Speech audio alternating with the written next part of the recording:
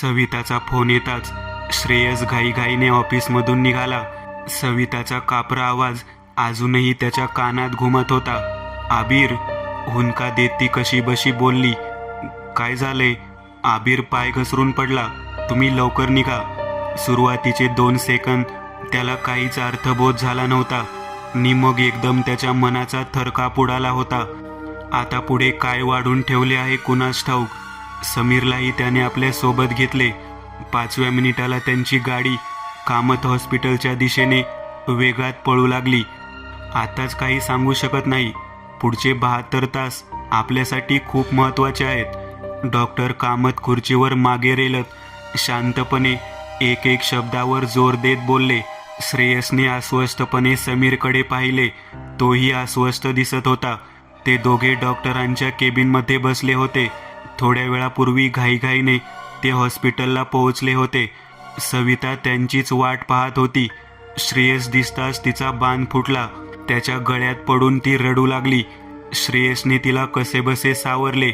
आबिर emergency वॉर्डात होता. Doctor, nurse यांची एक टीम त्याच्या बेडभोवती जमलेली होती. त्यांची लगबग चालली होती. त्याने आबिरकडे पाहिले. त्याचा लाडका आबिर तो बेशुद्ध होता. त्याचे कपडे रक्ताने माखलेले होते. पोटच्या मुलाचे रक्त पाहून त्याला गरगरले. तो मागे सरकला. तातडीने आबिरला स्कॅनिंगसाठी हलवण्यात आले होते. सविताला बाहेर बसवून ते दोघे डॉक्टर कामतांशी चर्चा करायला त्यांच्या केबिनमध्ये आले होते. तो शुद्धीवर येणं आपल्यासाठी खूप महत्त्वाचे आहे. मेंदूला मार लागल्याने तो बेशुद्ध झाला आहे. मेंदूमध्ये रक्तस्राव झाला असण्याची शक्यता आहे. स्कॅनिंग रिपोर्ट आल्यावर बऱ्याच बाबी क्लिअर होतील. पण डॉक्टर, तो बरा होईल ना? आपण आपले सर्व प्रयत्न करतोय, पण सर्व त्याच्या हातात आहे. त्यांनी वर पाहत म्हटले. श्रेयसला धक्का बसला. हे जे काय घडतंय त्यावर त्याचा अजूनही विश्वास बसत नव्हता. त्याच्या डोळ्यात पाणी तरळले. हे का घडत आहे? आणि आपल्यासोबतच का? मी कोणाचे काय बिघडवले आहे? प्रश्नांचे काहूर त्याच्या मनात उठले. उद्विग्न मनस्थितीत ते दोघे केबिनच्या बाहेर आले. हॉस्पिटल रिसेप्शनच्या शेजारी गणपतीचं छोटंसं मंदिर होतं. सविता तन्मयतेने गणरायापुढे डोळे मिटून नि हात जोडून उभी होती. आपल्या मुलासाठी गणरायाला आर्जव करत होती. इतर वेळ असती तर तो तिच्यावर निश्चित चिडला असता. असल्या गोष्टींवर त्याचा अजिबात विश्वास नव्हता. देवदेवी, पूजा अर्चा, भक्ती, श्रद्धा या त्याला भाकड गोष्टी वाटत असत. त्याचा विरोध इतका टोकाचा होता की घरात त्याने देवाचा साधा फोटोही ठेवू दिला नव्हता. याच्या उलट सविता मात्र बिचारी देवभोळी होती. पण नवऱ्याच्या हट्टापुढे तिचे काही चालत नव्हते. आज मात्र परिस्थिती वेगळी होती. आयुष्यात प्रथमच त्याला असहाय्य वाटू लागले. कोणीतरी चहूबाजूंनी घेरल्यासारखे वाटत होते. याला गेल्या काही दिवसात घडणाऱ्या विचित्र घटनांची पार्श्वभूमी होती. तो स्वतःच्या मनाची तरी किती समजूत घालणार होता. नास्तिकतेची सर्व पूट गळून पडली. तोही तिच्या शेजारी जाऊन उभा राहिला. नकळत त्याचे हात जोडले गेले. आतापर्यंत खूप प्रयासाने रोखून धरलेल्या अश्रूंना त्याने मुक्तपणे वाट करून दिली. मागील काही दिवसांपासून विचित्र घटना घडत होत्या. त्यांना त्याने गंभीरतेने घेतले असले तरी प्रत्येक वेळी त्याने मनाची समजूत घातली होती. पण आता त्यांचा एकत्रित विचार करता त्यांचा एकमेकांशी संबंध असावा असे त्याला वाटू लागले. याला सुरुवात नेमकी कधीपासून झाली? काही दिवसांपूर्वीची ती घटना त्याला आठवू लागली. तीच या साखळीतील पहिली कडी असावी. तिथूनच या खेळाला सुरुवात झाली होती. आपल्या हक्काचा छानसा टुमदार बंगला असावा असं स्वप्न प्रत्येकाचं असतं. श्रेयस आणि सवितानेही हेच स्वप्न अनेक दिवस उराशी बाळगलं होतं. लवकरच ते पूर्ण होणार होतं. बंगला बांधण्यासाठी ती जागा त्यांना खूप पसंत पडली. वर्दळीपासून थोडीशी दूर शहराचा विस्तारणारा नवीनच भाग होता तो. मुख्य म्हणजे त्यांच्या बजेटमध्येही होती. मग व्यवहार करायला त्याने मागे पुढे पाहिले नाही. त्याची सेव्हिंग बरीच असल्याने त्याने लगोलग बांधकामही सुरू केले. दिवस भरभर जात होते. काम वेगात सुरू होते. कागदावरचा आराखडा प्रत्यक्षात दिसू लागला होता. आता काही किरकोळ कामे सोडली तर बंगला राहण्यासाठी जवळपास तयार झाला होता. त्या दिवशी सकाळी नेहमीप्रमाणे श्रेयस बंगल्यावर आला. ऑफिसला जाण्यापूर्वी सकाळी एकतरी चक्कर टाकण्याचा त्याचा नित्यक्रम होता. बंगला, त्या पुढील पोर्च आणि पोर्चच्या समोर बागेसाठी ठेवलेली भरपूर मोकळी जागा आणि बंगल्याभोवतीचे संपूर्ण वॉल कंपाऊंड. अभिमानाने तो बंगल्याकडे पाहत होता. लवकरच ते राहायला येणार होते. तो मनोमन खुश होता. तेवढ्यात त्याची नजर पोर्च समोरील मोकळ्या जागी गेली. तिथल्या वाळूच्या ढिगावर काहीतरी होतं. तो जवळ गेला. तिथं एक कावळा मरून पडला होता. त्याची मान कापली होती. त्याची पिसं तिथं अस्ताव्यस्त पडली होती. त्याला क्षणभर किळस आली नि पाठोपाठ तो शहारला देखील. हा काय प्रकार होता? त्याने तो कावळा दूर नेऊन टाकला. त्या वाळूवर मात्र त्याच्या सुकलेल्या रक्ताचे डाग तसेच राहिले. कामाच्या घबडक्यात लवकरच तो ती घटना विसरून गेला. त्या घटनेनंतर 15 दिवसांनी ते त्या बंगल्यात राहायला आले. पूजा मुहूर्त वगैरे करण्या पाहण्याचा काही प्रश्नच नव्हता. सुट्टीचा दिवस पाहून ते राहायला गेले होते. तो, सविता आणि त्यांचा 8 वर्षांचा मुलगा आबिर सुरुवातीला स्वतःच्या नवीन बंगल्यात राहायला आल्यामुळे ते तिघे खुश होते. पण जसजसे दिवस जाऊ लागले तसतसे त्यांना तिथले तोटे दिसू लागले. आबिरची शाळाही तिथून लांब असल्याने तोही वैतागला होता. शिवाय त्याला खेळायला इथे आसपास कोणीच नव्हतं. तर श्रेयस आणि आबिर दिवसभर अनुक्रमे ऑफिस आणि शाळेमुळे बाहेर असल्यामुळे सविताला एकटीला तो बंगला दिवसभर खायला उठायचा. 5 खोल्यांचा तो बंगला, त्यात ती दिवसभर एकटीच. आजूबाजूलाही गप्पा माराव्यात असा कोणी शेजारीही नव्हता. बंगल्यात राहायला येऊन 8 दिवस झाले असतील. अशातच ती घटना घडली. त्या रात्री कशाने तरी श्रेयसची झोप चाळवली गेली. त्याने कानोसा घेतला. रात्रीच्या त्या नीरव शांततेत दूर कुठेतरी एक मांजर बेसूरपणे विवळत होतं. त्या आवाजाने मनावर एक प्रकारचा अभद्रपणा पसरला गेला. बराच वेळ ते विवळणं चालू होतं. जणू कुठल्या तरी दुःखाने ते रडत आहे असे वाटत होते. त्याकडे दुर्लक्षही करता येत नव्हतं. नंतर केव्हा तरी ते बंद झालं असावं किंवा श्रेयसला तरी झोप लागली असावी. तसं यात घाबरण्यासारखं काही नव्हतं. पण हेच तर सलग 3 रात्री घडलं. आणि एक गोष्ट त्याला जाणवली. सुरुवातीला दुरून येणारा तो आवाज हळूहळू जवळून येऊ लागला होता. दिवसागणिक तो आवाज जवळ यायला लागला. शेवटी तर ते मांजर विवळत बंगल्याभोवती चक्रा मारते असे त्याला जाणवत होतं. उठून पाहण्याची त्याची हिंमत झाली नाही. त्याला काळजी वाटू लागली. त्या भेसूर रडण्याने त्याला रात्री जाग यायची. नंतर केव्हा तरी तो आवाज बंद व्हायचा. विशेष म्हणजे सविता आणि आबिर त्या आवाजाने कधीच जागे झाले नाहीत. हा आवाज केवळ त्यालाच ऐकू येत होता का? या प्रश्नाचे उत्तर शोधण्याचा त्याने प्रयत्न केला नाही. सवितापाशी हा विषय काढला नाही. त्या 3 रात्रीनंतर मात्र तो आवाज बंद झाला. त्यानेही सुटकेचा निश्वास टाकला. पण त्याचे समाधान जास्त टिकणार नव्हते. काही दिवसांनी ते तिघे एका वाढदिवसाच्या कार्यक्रमावरून परतत होते. घरी यायला त्यांना रात्रीचे 11 वाजले होते. मुख्य रोडवरून ते बंगल्याकडे यायला आत वळले. श्रेयस गाडी चालवत होता. सविता आणि आबिर कंटाळल्याने गाडीतच झोपले होते. दुसऱ्या वळणावर वळताच गाडीचे लाईट्स बंगल्यावर पडले. तो बंगल्याचा मागील भाग होता. पुढील घटना काही क्षणातच घडली. त्याला स्पष्ट दिसले. मागील एका बेडरूमची खिडकी उघडी आहे आणि त्या खिडकीत कोणीतरी होतं. खिडकीवर प्रकाश पडताच ते आत गायब झालं. भास होता का तो? त्याला चांगलं आठवत होतं की दुपारी निघताना त्याने सर्व खिडक्या लावल्या होत्या. वळसा घालून त्याने गाडी पार्किंगला लावली. लॉक उघडून ते आत गेले. बेडमध्ये गेल्यावर मात्र ती खिडकी त्याला बंद आढळली. काही मिनिटांपूर्वी बाहेरून त्याला ती उघडी दिसली होती. सविता आणि आबिर लगेच झोपी गेले. तो मात्र अस्वस्थ होता. ते झोपी जाताच तो हळूच बाहेर आला. बंगल्याच्या मागे गेला. त्याला धक्काच बसला. आता ती खिडकी उघडी होती. नक्कीच कोणीतरी खेळ खेळतंय. प्रथमच धोक्याची जाणीव त्याला झाली. सविता आणि आबिर आतमध्ये होते. तो धावत आत गेला. पाहतो तर खिडकी बंद. वाऱ्याने उघडझाप झाली म्हणावी तर हवाही शांतच होती. कोणी लपून तर बसले नाही ना घरात? एक शंका त्याच्या मनात चमकली. त्याने संपूर्ण घर धुंडाळले, पण त्या तिघांशिवाय घरात कोणीच नव्हतं. ती रात्र तो झोपू शकला नाही.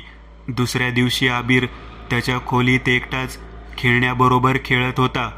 त्याच वेळी अचानक मोठा आवाज झाला. श्रेयस तातडीने तिकडे धावला. पाहतो तर ड्रेसिंगचा आरसा निखळून खाली आबीरच्या खेळण्यांवरच नेमका पडला होता. आबीर थोडक्यात बचावला होता. पाणी प्यायला म्हणून तो नुकताच तिथून उठला होता. काचाच काचा पसरल्या होत्या. ते दृश्य पाहून सविता खूप घाबरली होती. आरसा फुटणे ही एक अपशकुनी घटना आहे असे तिला वाटत होते. कितीतरी वेळ आबीरला कुशीत घेऊन ती बसली होती. आरशाची चौकट मजबूत होती, तरी देखील ती तुटली कशी याचे त्याला आश्चर्य वाटत राहिले. आणि आता आबीर जिन्यात पाय घसरून पडला होता.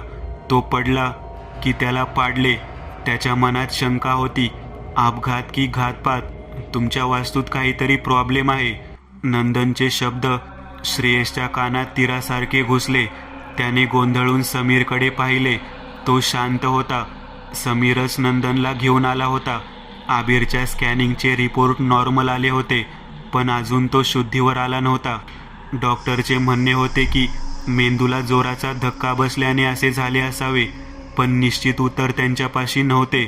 श्रेयस हतबल झाला होता. त्या रात्रीचा खिडकीबाबत घडलेला प्रकार तो समीरशी मागे सहज बोलला होता.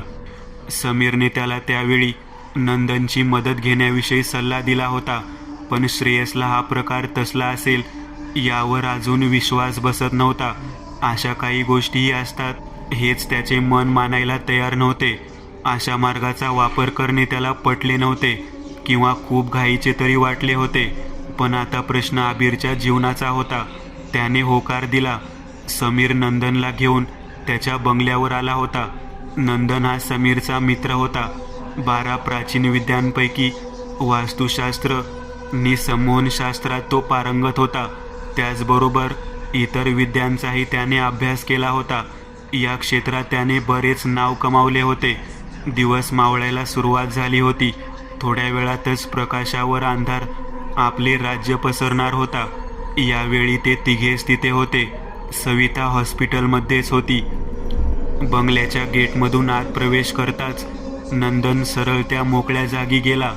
तिथेच काही दिवसांपूर्वी श्रेयसला तो मेलेला कावळा आढळला होता. तिथे पसरलेली मुठभर वाळू त्याने उचलून घेतली.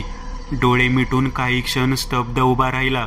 एकाएकी विजेचा झटका बसावा तसा त्याने हात झटकला. ती वाळू त्याने फेकून दिली. त्याचा श्वास फुलला होता. उत्तेजित आवाजात तो बोलू लागला. वाईट शक्तींचा प्रभाव तुमच्या घरावर आहे. याला तुम्ही भूतबाधा, करणी, जादूटोणा, काळी जादू काहीही म्हणा, पण एक लक्षात ठेवा, ही एक ऊर्जा आहे जी या सर्व गोष्टी घडवून आणते आहे. आता या ऊर्जेचा वापर कोण करतो, कसा करतो याला खूप महत्त्व आहे.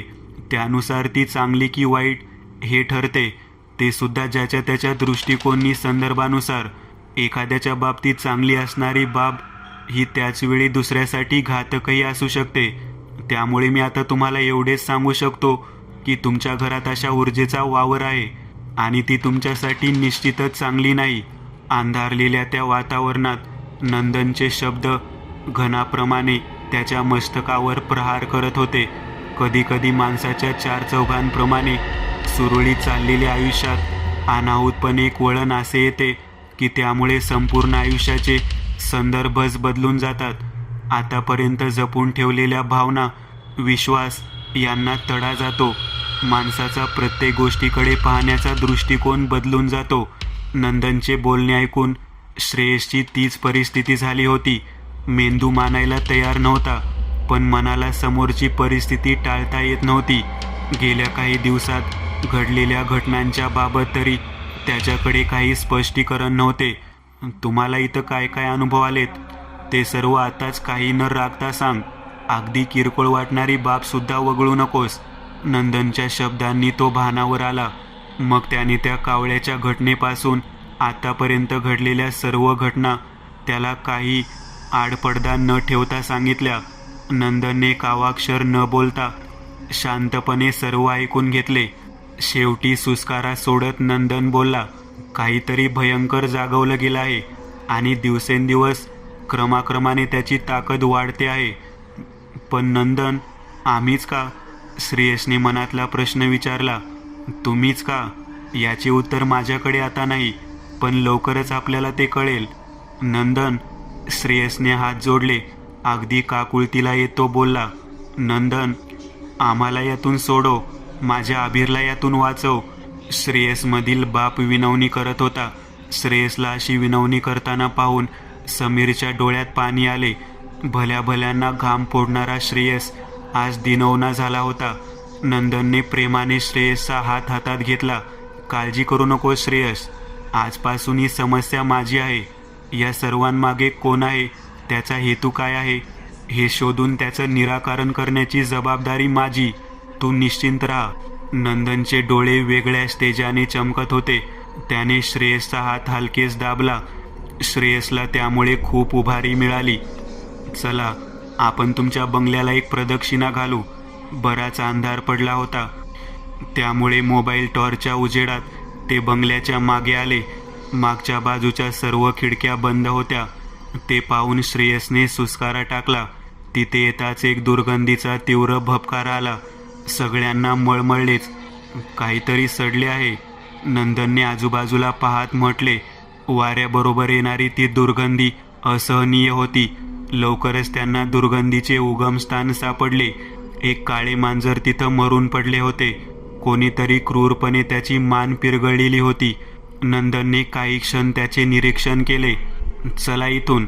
वेढा पूर्ण करून ते पुन्हा पोर्चमध्ये आले. आता आतून बंगला पाहिले की झाले. श्रेयसने दार उघडले, लाईट्स लावल्या. हॉल, किचन पाहून ते बेडरूमकडे निघाले. एकूण 3 बेडरूम्स होत्या. तिघे एकाच बेडचा झोपण्यासाठी वापर करत. एका बेडमध्ये आबिरचे शाळेचे साहित्य आणि खेळण्या वगैरे साहित्य, तर उरलेली एक बेडरूम त्यांनी बंदच ठेवली होती. किचन पाहून ते बेडकडे वळले. तिथेच उजवीकडे जिन्याकडे जाण्यासाठी दार होते. ह्याच जिन्यात आबिर पडला होता. सविता स्वयंपाक करत होती. आबिर खेळत होता. त्याची किंचाळी ऐकून ती जिन्याकडे धावली, तर तिला तो तिथे रक्ताच्या थारोळ्यात पडलेला दिसला. तिने लगेच कामत हॉस्पिटल पाठोपाठ श्रेयसला कॉल केला होता.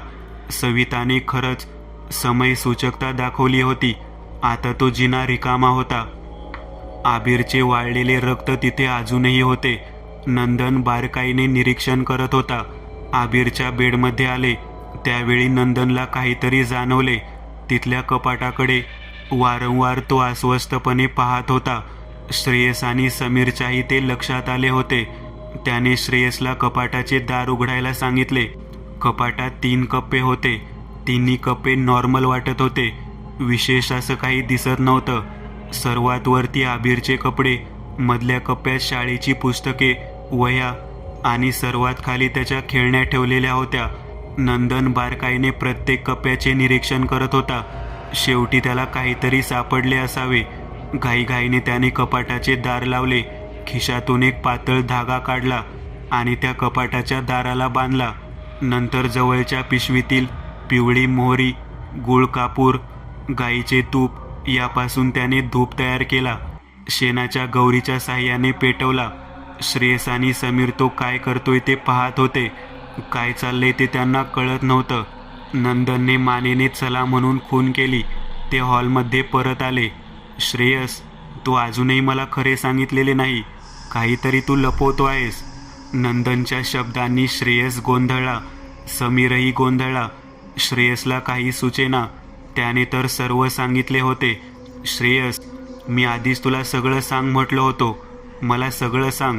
तुझी कुणाबरोबर दुश्मनी, भांडण वगैरे काही आठव. श्रेयसने आठवण्याचा प्रयत्न केला, पण त्याला काही आठवेना. त्याने नकारार्थी मान हलवली. कधी अशा ठिकाणी गेला होतास का की जिकडे जायला नको होतं? पुन्हा नकार आणि विचमकावी तशी अचानक त्याला ती घटना आठवली. 1.5 महिना झाला असेल त्या घटनेला. मुंबई गोवा हायवेवर महाडजवळ त्यांच्या कंपनीचा प्लॅन्ट होता. तेथील बॉयलरमध्ये बिघाड झाल्याने तो आणि कुणाल तिथे गेले होते. बिघाड दुरुस्त करण्यात 4-5 तास गेले. काम ओके करून ते माघारी निघाले तेव्हा 6 वाजले होते. वाटेत ते कुणालच्या मित्राच्या घरी जेवायला थांबले. गप्पा सुरू झाल्या. वेळ कसा गेला कळलेच नाही. मग घाईघाईने जेवण आणि मित्राचा निरोप घेण्यात आला. मित्राचा आग्रह होता पण राहणे शक्यच नव्हते. किती घाई केली तरी घाटात आले त्यावेळी 11 वाजले होते. गाडी श्रेयस चालवित होता. तो भयान अंधार नि रस्त्यावर त्यांच्याशिवाय कोणी दिसल तर शपथ. कुणाल घाबरला होता. तोंडातल्या तोंडात रामरक्षा पुटपुटत होता. त्याची अवस्था पाहून श्रेयसला मजा वाटत होती. त्याने त्याची चेष्टा केली. त्यावेळी त्याला त्याच्याकडून कळले की आज अमावास्या आहे. श्रेयसला त्याची गंमत करण्याची लहर आली. त्याने एका वळणाला अचानक ब्रेक मारून गाडी थांबवली. कुणालने त्याच्याकडे प्रश्नार्थक नजरेने पाहिले तर याने करंगळी दाखवली. कुणालने कपाळावर हात मारला. दोघे उतरले. गाडीचे लाईट्स एकदम बंद केल्याने तो काळोख एकदम अंगावर आला होता. रस्त्याच्या एका बाजूला खोल दरी नि दुसऱ्या बाजूला जंगल होतं. ते जंगलाच्या बाजूला गेले. अचानक कुणालच्या नजरेस काहीतरी पडले. त्याने श्रेयसला ते दाखवले. रस्त्यापासून काही अंतरावर जंगलात मिनमिनता उजेड त्याच्या नजरेस पडला होता. श्रेयस त्या दिशेने निघाला. कुणालने त्याला अडविण्याचा असफल प्रयत्न केला पण व्यर्थ. कुणाललाही गाडीजवळ एकटे थांबण्याची भीती वाटू लागली. तोही त्याच्या बरोबर गेला. तिथं काही दगड रचून एक चौथरा केला होता. त्या चौथऱ्यावर तो दिवा पेटवलेला होता. शेजारी एक पत्रावळीत भाताचा ढीग होता. शेजारी गाडग्यात काहीतरी लालसर द्रव होता. रक्त, कदाचित रक्त असावं. ते पाहून कुणालची बोबडीच वळली. श्रेयसला मात्र हसू येऊ लागले. त्याचा मुळात देवावरच विश्वास नव्हता तर मग भूताखेतांवर कुठला असणार. कुणाल थरथर कापू लागला. तसा श्रेयसला आणखीन छेव आला. तो पुढे झाला आणि खाडकन ती पत्रावळी आणि ते गाडगे लाथाळले आणि तो मोठमोठ्याने हसू लागला. श्रेयसची ती कृती कुणालला अगदी अनपेक्षित होती. तो भीतीने जाग्यावरच गोठून गेला होता. त्याचं लॉजिक साधं होतं की जरी एखाद्या गोष्टीवर विश्वास नसेल तर विनाकारण त्याची छेड काढायची तरी आवश्यकता नव्हती. तो काही बोलला नाही. त्याला माहीत होतं की आता बोलून काही उपयोग नाही. येताना गाडीत तो अवाक्षरही बोलला नाही.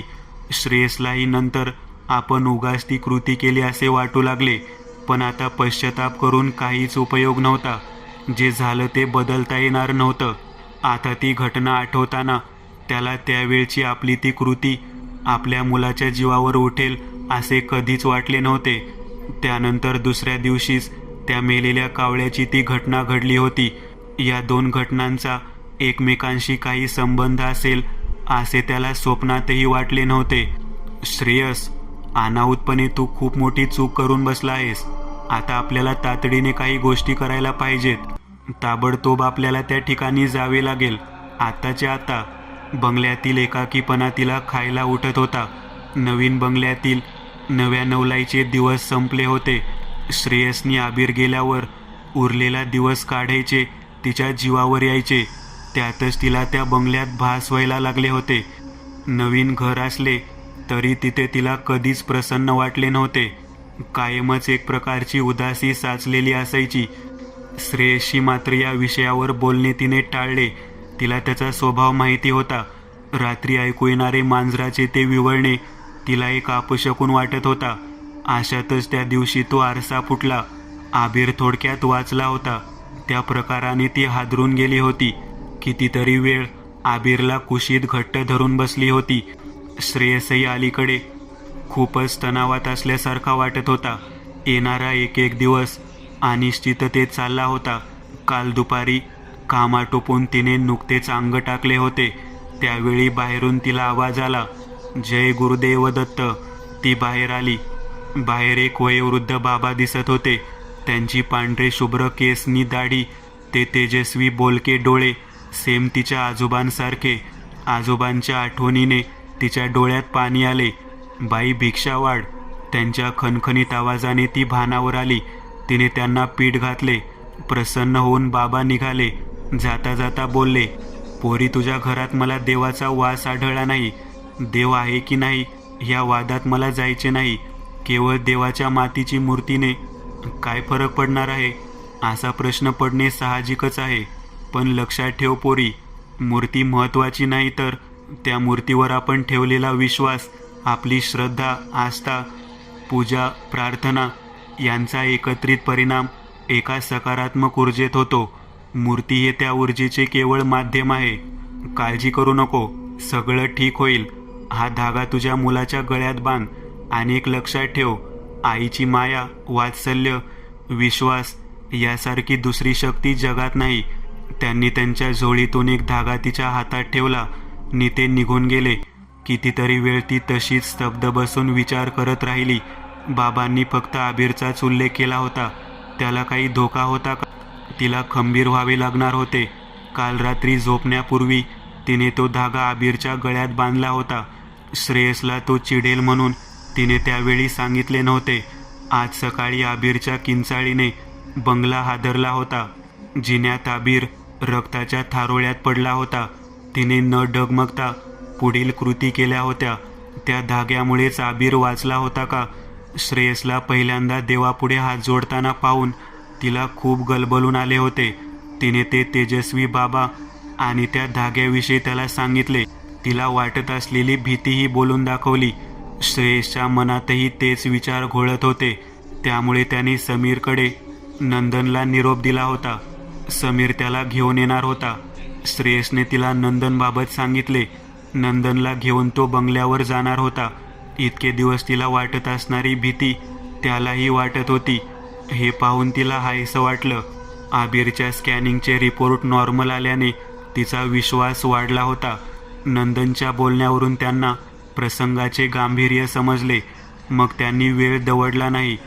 त्यांनी फटाफट कृती केल्या. श्रेयसने सविताला फोनवरून थोडक्यात कल्पना दिली. तिलाही याचे गांभीर्य समजले. समीरने सविताला सोबत म्हणून रुपालीला हॉस्पिटलला पाठवले. नंदनच्या घरून त्याला आवश्यक साहित्य घेतले. घाटाच्या दिशेने त्यांची गाडी पळू लागली. त्यावेळी घड्याळात 9चे ठोके पडत होते. समीर ड्रायव्हिंगला बसला होता. लवकरच ते त्या ठिकाणी पोहोचणार होते. नंदनने पुढील प्लॅनबाबत बोलायला सुरुवात केली. त्याच्या सांगण्याचा थोडक्यात सारांश पुढीलप्रमाणे. काही आघोरी लोक, ज्यांचे मृत्यूनंतरचे क्रियाकर्म झाले नाही, अशा व्यक्तींच्या अस्थी गोळा करून त्यांच्या अपुऱ्या इच्छा, वासना, संताप, घृणा यांना आव्हान करून त्याचा वापर ऊर्जा म्हणून एखाद्यावर करतात.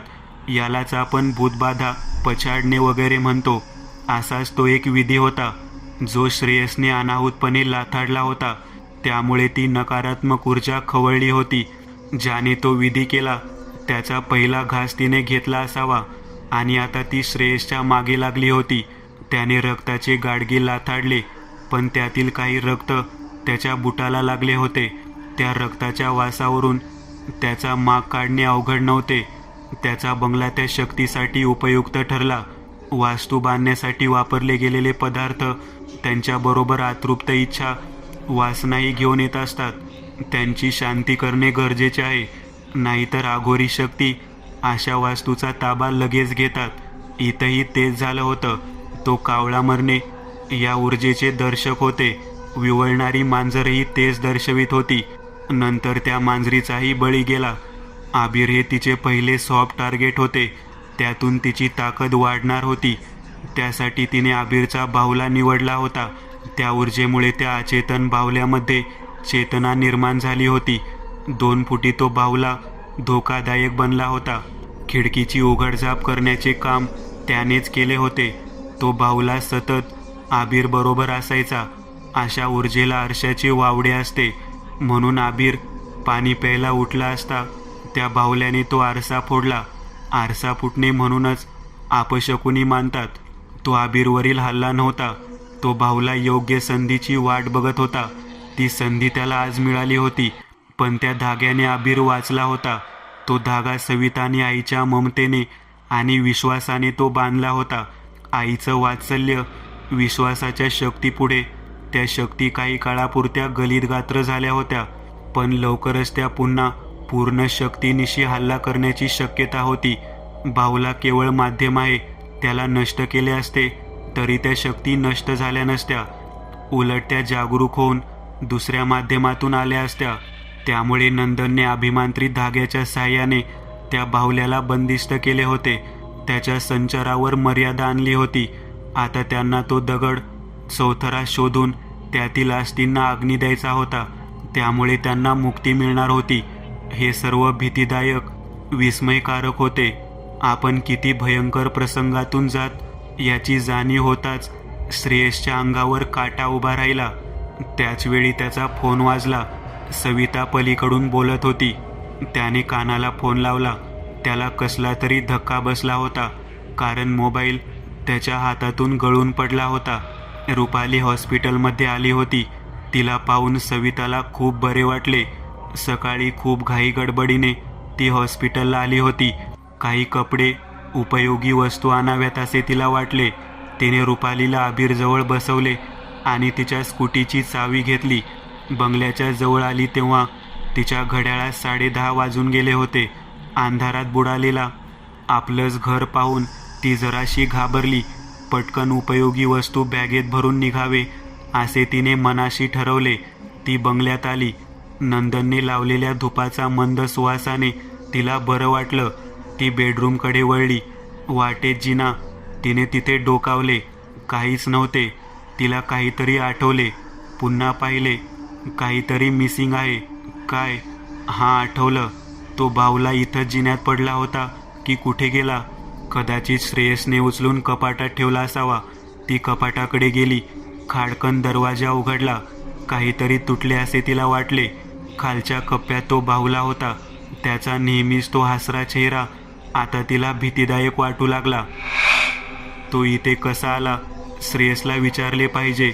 तिने त्याला फोन लावला. पलीकडून सविताच्या किंचाळी ऐकताच श्रेयसच्या हातातील मोबाईल गळून पडला. तो सुन्न झाला होता. शेजारी बसलेला नंदन त्याला हलवून काय झाले म्हणून विचारत होता. श्रेयसने कारण सांगताच तोही चिंताग्रस्त झाला. काही मिनिटातच ते त्या ठिकाणी पोहोचणार होते, पण त्या अगोदरच त्या शक्तीने डाव साधला होता. समीर वेगाने गाडी पळवत होता. एक मिनिट महत्त्वाचा होता. सविताच्या जीवन मरणाचा प्रश्न निर्माण झाला होता. श्रेयस बरोबर बोलत असतानाच सविताला मागे काही हालचाल जाणवली. तिने वळून पाहिले. त्या बाहुल्याने तिच्यावर झडप घातली होती. ती जोरात किंचाळली. तिच्या हातातील मोबाईल दूर उडून पडला. बाहुलीच्या धक्क्याने तिचे डोके भिंतीवर आदळले. तिला ग्लानी आली. ती अर्धवट शुद्धीवर असताना तिने पाहिले. तो बाहुला सापासारखा फुतकारत तिच्या दिशेने सरपटत येत होता. हे दृश्य तिच्या सहनशक्ती पलीकडचे होते. ती बेशुद्ध होण्यापूर्वी तिथे कोणीतरी आले होते. तिने आवाज ओळखला होता. जय गुरुदेव दत्त. अखेर ते त्या वळणावर येऊन पोहोचले होते. नंदन धावतच श्रेयसने दाखवलेल्या ठिकाणी पोहोचला. तो चौथारा त्याने लांबूनच ओळखला. बरोबर आणलेला रॉकेलचा ड्रम त्यावर उपडा केला आणि काडी पेटवून टाकली. कितीतरी वेळ आगीच्या ज्वाला आणि त्याबरोबर कर्कश आवाज उसळत राहिला. सारे संपले होते. श्रेयसच्या डोळ्यातून अश्रुधारा वाहत होत्या. 1 महिन्यानंतर श्रेयसने बंगल्याची वास्तुशांतीची पूजा ठेवली होती. सर्व पाहुणे रावळे, आप्तेष्ट, मित्रमंडळींना त्याने आमंत्रित केले होते. आबीर तिथे आलेल्या त्याच्या मित्रांबरोबर बागडत होता. सविता कोणाला काही हवे नको ते पाहत होती. श्रेयसही आल्या गेलेल्यांची विचारपूस करत होता. नुसती गडबड उडाली होती त्या दोघांची. नंदन त्यांची लगबग समाधानाने पाहत होता. नंदनला पाहून सविता त्याच्याकडे हसऱ्या चेहऱ्याने आली. तिच्या मनात एक प्रश्न राहिला होता. नंदन भाऊजी, मला ज्यांनी वाचवले ते बाबा कोण होते? हे बघ सविता, आपण केलेले पुण्य कधी वाया जात नसते. त्याचा संचय होत असतो आणि तो आपल्या पुढच्या पिढीला लाभत असतो. तुमच्या मागच्या पिढीचे संचित पुण्य तुम्हाला या रूपात तारायला आले होते. नंदनचे उत्तर तिला पटले. मोठ्या समाधानाने ती त्या गर्दीत पुन्हा मिसळली. मित्रांनो, आज पुरतं एवढंच. तुम्हाला जर काही गोष्ट आवडली असेल तर नक्की लाईक करा.